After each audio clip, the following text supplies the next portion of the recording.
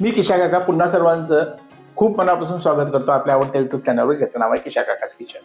मित्रांनो, आज आपण करणार आहोत सुक्या बोंबिलांचा खरडा किंवा सुक्या बोंबिलांचा ठेचा. अनेक असे पदार्थ असतात आपल्या खाण्यामध्ये जे अतिशय ऑथेंटिक किंवा अतिशय पारंपरिक असतात. म्हणजे गावाकडच्या भागामध्ये मोठ्या प्रमाणात केला जाणारा हा पदार्थ आहे. सुके मासे आपल्या इथे मोठ्या प्रमाणात खाल्ले जातात. बांगडा असेल, सुके बोंबील असतील, सुके झिंगे किंवा प्रॉन्स असतील, हे सगळे पदार्थ आपल्या इथे खाल्ले जातात. त्यातलाच एक सर्वात चवीचा पदार्थ म्हणजे सुके बोंबील.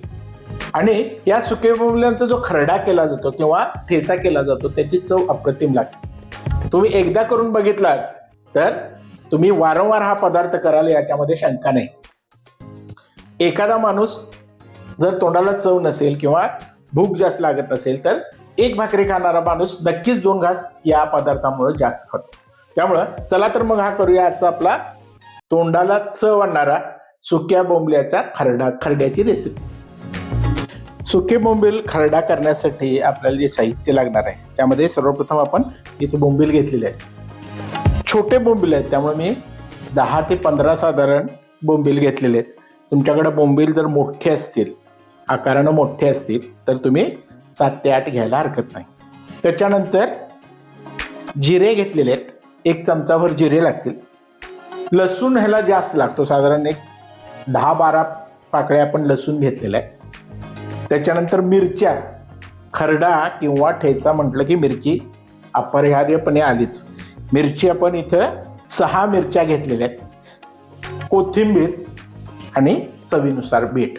आणि ह्याला एक टँगी किंवा चटपटीत चव येण्यासाठी लिंबू, अर्धा लिंबू घेतलेला आहे. या सगळ्या साहित्याचा वापर करून आपण आपली हे झणझणीत बोंबील खरडा किंवा सुके बोंबिलची ठेचा करणार आहोत. सुक्या बोंबिलाचा ठेचा करणार आहोत. आता सर्वप्रथम ही जी डिश आहे आजची बोंबील खरडा, ही अतिशय गावरान किंवा गावाकडची डिश आहे. आणि त्यामुळे गावाकडच्या ज्या डिश असतात त्या प्रामुख्यानं चुलीवर केल्या जातात. पण आपल्याकडे चूल नसल्यामुळं आपण ही अरेंजमेंट केलेली आहे. आपण हे बोंबील जे आहे ते या पद्धतीनं भाजून घेणार आहोत. गावाकडं हा ठेचा किंवा ज्यावेळी बोंबील खरडा वगैरे केला जातो त्यावेळी चुलीवर हे बोंबील भाजून घेतले जातात. हे आपण व्यवस्थित भाजून घ्यायचे आहेत.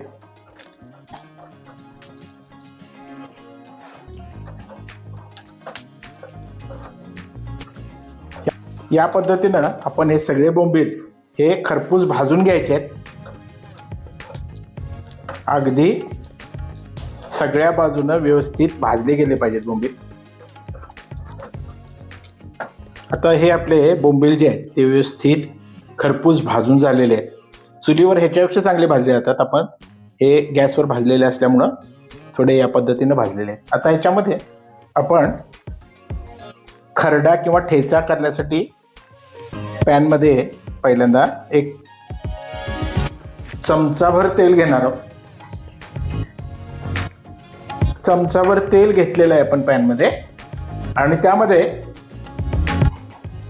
आपण घेतलेल्या ज्या 6 हिरव्या मिरच्या आहेत त्या तोडून ह्याच्यामध्ये घालणार आहोत.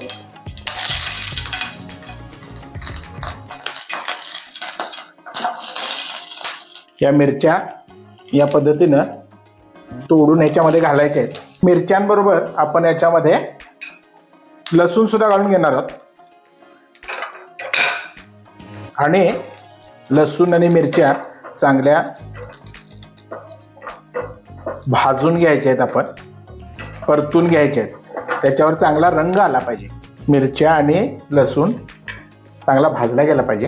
आता या मिरच्या आणि लसूण आपला थोडा भाजून झालेला आहे. याच्यामध्ये आपण जिरे घालणार आहोत. 1 चमचा जिरे घालून घेतलेले आणि जिरे सुद्धा याच्याबरोबर भाजून घ्यायचे आहेत. आणि त्याच्यामध्ये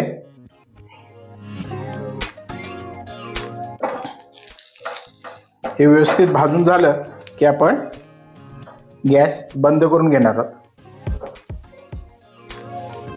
आणि मिरच्या आणि लसूण जिरे थोडं थंड होऊन देणार आहोत.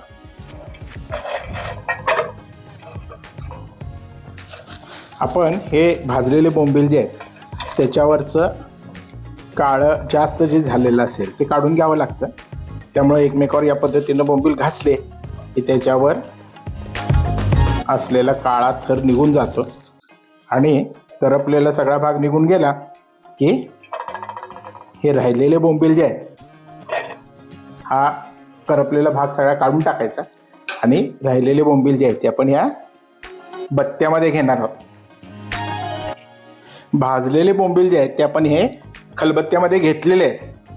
हा खरडा ठेचा यासारखे जे पदार्थ असतात ते खलबत्त्यामध्ये किंवा पाट्यावर वंट्यावरच केले जातात. तुम्हाला माहिती आहे का की या ठेच्याला किंवा खरड्याला खरडा का म्हटलं जातं किंवा ठेचा का म्हटलं जातं? हे पदार्थ जे आहेत ते पाटावर वंट्यामध्ये केले असल्यामुळं ठेचले जात असल्यामुळे त्याला ठेचा म्हणतात किंवा पाट्यावर वंट्यावर ठेचल्यानंतर ते खरवडले जातात, खरवडून काढले जातात म्हणून त्याला खरडा म्हटलं जातं. आता याच्यामध्ये आपण चवीनुसार मीठ घालायचं आहे थोडंसं. त्याच्यानंतर मिरच्या, लसूण आणि जिरे या सगळ्या गोष्टी आपण या पद्धतीनं खलबत्त्यात काढून घेणार आहोत सगळ्या. आणि फ्रेशनेस किंवा ताजेपणासाठी वाढावा म्हणून आपण थोडी कोथिंबीर याच्यामध्ये घालून घेणार आहोत. आणि ह्या सगळ्या गोष्टी आपल्याला एकत्र वाटून घ्यायच्या आहेत किंवा कुटून घ्यायच्या आहेत. या पद्धतीनं या सगळ्या गोष्टी ज्या आहेत त्या एकत्र मिसळून आपल्याला वाटायच्या.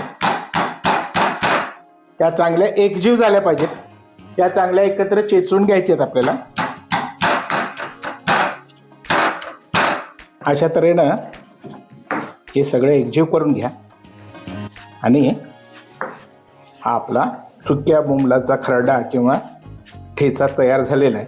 हे आपलं आता वाटून झालेलं आहे. याची चव अधिक वाढावी म्हणून आपण याच्यामध्ये अर्धा लिंबू पिळणार आहोत.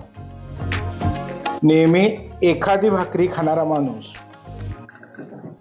यासारखे पदार्थ जर असले तर एक दोन घास जास्तच खातो.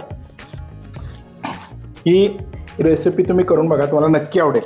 आवडली तर या रेसिपीला आपला एक लाईक द्यायचा आहे. आपल्या सर्व मित्रमैत्रिणींना ही रेसिपी शेअर करायची आहे. आणि आमच्या चॅनलवर नवीन असाल तर आमच्या चॅनलला सबस्क्राईब करायचं आहे. हा आमचा व्हिडिओ शेवटपर्यंत बघितल्याबद्दल सर्वांचे धन्यवाद.